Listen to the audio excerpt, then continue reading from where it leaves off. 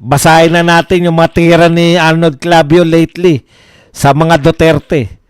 Ehem, may tama po kayo, representative pa. Ito yung sinabi ni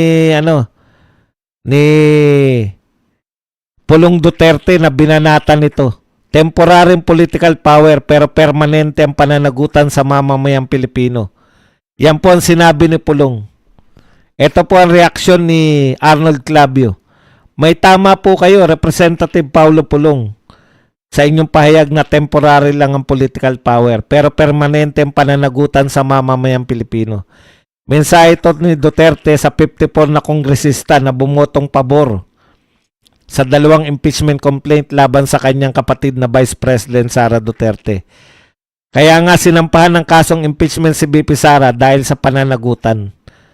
Totoong politika ito dahil ang impeachment kaysa isang political process. Pero ito lamang ang tanging paraan na itinatakda na sa ligang batas laban sa isang abusadong government official. Hindi naman gawa-gawa ang kwento ng paglustay ng pondo ni BP Sara sa budget ng Office of the Vice President at ng Department of Education. At ito ay batay sa mga dokumentong mula sa Commission on Audit. Clavio talaga? Accountability sa lahat na nagnakaw sa kaban ng bayan. O pinagbibintangan mo, Clavio. BP Sara, may gusto kang sampulan ng mga media man? Ito, pinagbibintangan ka. Accountability daw yun para sa lahat ng mga nagnakaw. Sinasabi ni Clavio, hindi gawa-gawa ang kwento ng paglustay ng pondo ni BP Sara. Talaga, Clavio? Ano batayan niya raw? COA audit. May sinabi ang COA na nilustay ni BP Sara yung kaban ng bayan? Sigurado ka, Clavio? Sa madaling salita, BP Sara, magnanakaw ka raw, sabi ni Clavio. Kapal na mukha mo. Buti ka pa, Clavio, direkta. Direkta mo na inaakusahan si BP Sara. Pero inakusahan mo ba yung mga totoong magnanakaw? Eto, wala kaming duda, Arnold Clavio.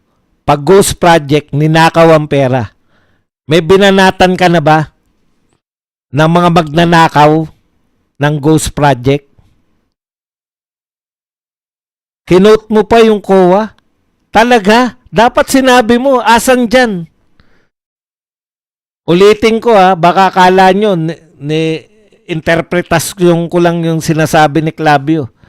Ayon kay Clavio, hindi naman gawa-gawa ang kwento ng paglustay ng pondo ni BP Sara sa budget ng Office of the Vice President.